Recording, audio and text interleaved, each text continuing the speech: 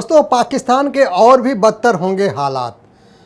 वह चाहे 26/11 हो या सैन्य शिविरों पर हमला हो या विभिन्न राज्यों में आतंकी घटनाएं हों, पाकिस्तान की आर्थिक स्थिति हमेशा से रही है। लेकिन अमेरिका और पश्चिमी देशों के सहयोग से वह चलता रहा है।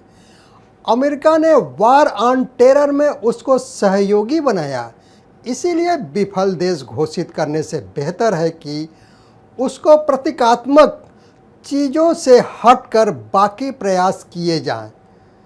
वह बेनकाब हो चुका है, बस उसे पश्चिम देशों से भी अलग थलग करना जरूरी है। नमस्कार, मैं आर्यन सिंह, आप देख रहे हैं न्यू डंका में आपका स्वागत है।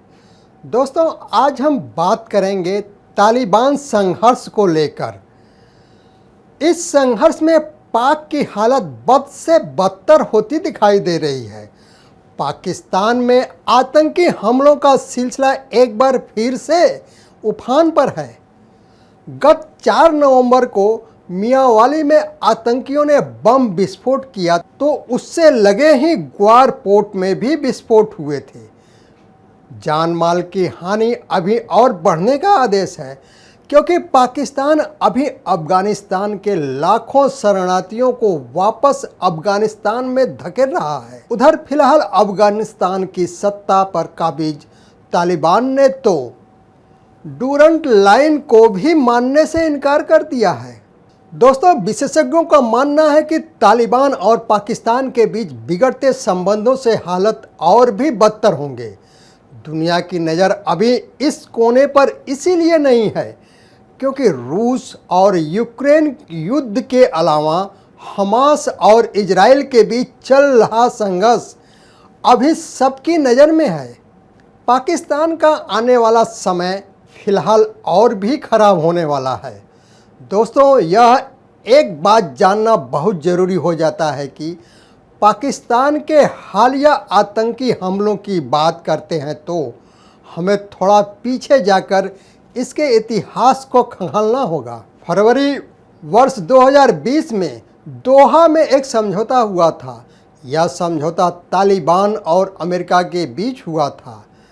उसके होते होते जो पाकिस्तानी तालिबान हैं, जिसे हम तहरीके तालिबान पाकिस्तान कहते हैं, का मनोबल बढ़ गया, क्योंकि उस समय से अफगान तालिबान की ताकत बढ़ने लगी थी। और जो अफगान तालिबान हैं और पाकिस्तान तालिबान हैं, वह एक ही सिक्के के दो पहलू हैं।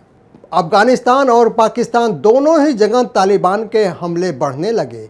यही नहीं दोस्तों, यदि हम आंकड़ों पर ध्यान दें तो वर्ष 2014 में कराची इंटरनेशनल एयरपोर्ट पर हमला हुआ था और उसके बाद एक बहुत बड़ा ऑपरेशन चला था जिसका नाम ऑपरेशन अर्ब ए अजब था। उसकी इंटेंसिटी तक बढ़ा दी गई जब पेशावर में आर्मी स्कूल पर हमला हुआ। पाकिस्तान ने बहुत सारे आतंकियों पर कड़ी कार्रवाई की। पाकिस्तानी आतंकी अफगानिस्तान भी गए और पाकिस्तान में स्थितियां सुधरने लगी। जहां वर्ष 2013 में 5000 लोगों से अधिक की मौत आतंक की वजह से हुई, वहीं वर्ष 2014 में 5000, वर्ष 2015 में 3000 और वर्ष 2016 में 1500 और वर्ष 2017 में 1200 और वर्ष 2018 के आते आते यह संख्या 600 तक पहुंच गई। वर्ष 2019 में आतंकवादी घटनाओं में केवल 365 लोग मरे, जो पाकिस्तान में सबसे कम रहा। वर्ष 2020 की डील के बाद स्थितियां बदल गई।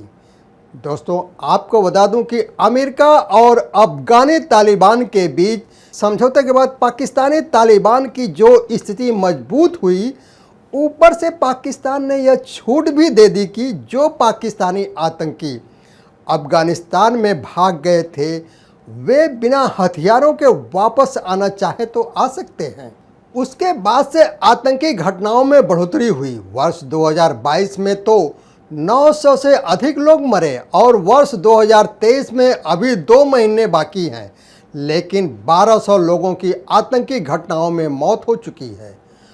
अगर हम इसको नागरिक और फौजी मौतों में बांट कर देखें तो अभी तक 300 से अधिक नागरिक मारे जा चुके हैं और इस साल अभी तक 450 से अधिक सुरक्षा बल मारे जा चुके हैं और यह संख्या सबसे अधिक वर्ष 2014 में थी जब 500 सुरक्षाकर्मी मारे गए थे। दिक्कत यह है कि जब अफगानिस्तान में तालिबान आया तो पाकिस्तान को उम्मीद थी कि दोनों के संबंध सुधरेंगे और पाकिस्तान की चलेगी।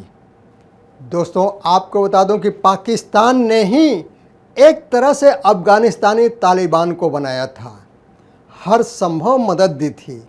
उसको लगा था कि अफगानिस्तान में उसकी सत्ता आने के बाद पाकिस्तान की मनमर्जी चलेगी। अफगानी तालिबान ने उनको अंगूठा दिखा दिया और साफ कर दिया कि वे डूरंट लाइन को नहीं मानेंगे। पाकिस्तान के खैबर इलाके में जो लोग हैं उसको अगर शरणार्थी मानकर पाकिस्तान भेजता है तो उसको परिणाम भुगतने होंगे। ऐसी धमकी भी तालिबान ने दी।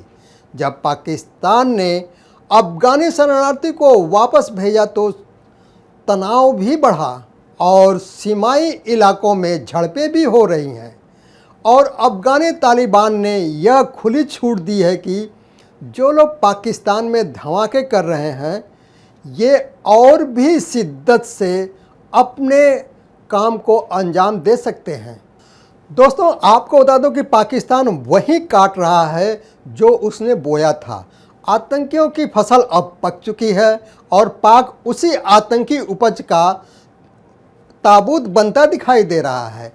अभी जो मियांवाली में हुआ उसके पहले ग्वादर पोर्ट में हुआ, उससे तलखियां बहुत बढ़ी हैं और नुकसान भी बहुत हो रहा है। खैर पख्तूनख्वा का जो इलाका पाकिस्तान का है वह ट्राइबल एरिया फिर से आतंकवाद की विभीषिका में जल रहा है।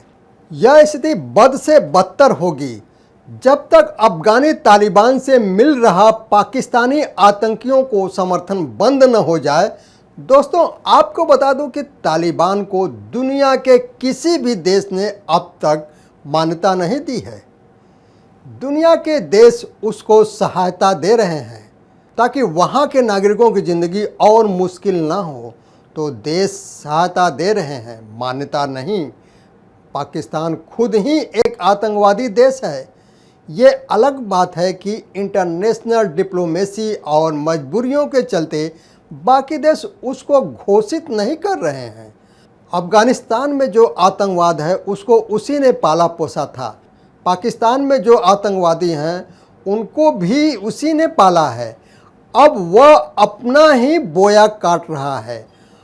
अब ये अलग बात है कि पाकिस्तान में 5-6 तरह के आतंकी काम कर रहे हैं। एक उसके डोमेस्टिक आतंकी, दूसरे जो हैं अफगानिस्तान भारत के लिए ओरिएंटेड, और फिर वो है जो ग्लोबल स्तर पर आतंक फैलाने का काम कर रहा है। दोस्तों, मज़े की बात है कि आप दुनिया के किसी आतंकी संगठन के तार अगर जोड़ना चाहते हैं तो पाकिस्तान से जोड़ेंगे। जो उनका फाटा यानी फेडरल एडमिनिस्ट्रेशन ट्राइबल एरियाज हैं उसको तो दुनिया के सबसे खतरनाक जगह में बताया गया है जहां हर तरह के आतंकी संगठन शरण लिए हुए थे और है। वहां से आतंकवाद का फैलना रोकना तो मुश्किल होगा ही। दोस्तों, यदि दुनिया का कोई ऐसा रेजोल्यूशन होता तो अब तक पाकिस्तान को एक विफल राष्ट्र की औपचारिक तौर पर घोषणा किया जा चुका होता, लेकिन दुर्भाग्य और पाक का सौभाग्य की फिलहाल दुनिया में ऐसी कोई रिवायत नहीं बनाई गई है। उसकी यह हालत कोई आज की है भी नहीं। अभी तो खैर है, उसके एक पूर्व प्रधानमंत्री इमरान खान जेल में हैं और एक पूर्व प्रधानमंत्री नवाज शरीफ निर्वासन झेल रहे अभी आए हैं। वर्ष 2007 में अब तहरीक तालिबान पाकिस्तान बना और तब से वर्ष 2014 के बीच स्थितियां और भी खराब थी। तब भी अंतर्राष्ट्रीय समुदाय में उस पर कार्रवाई नहीं की। पाकिस्तान तो एक्सपोर्टर रहा है, आतंकवाद का उसने अफगानिस्तान में आग लगाई, भारत को सबसे अधिक दंश दिया। दोस्तों, अपना और अपनों का ख्याल रखें, स्वस्थ रहें, मस्त रहें। वीडियो को लाइक, शेयर, कमेंट और सब्सक्राइब अवश्य करें। धन्यवाद।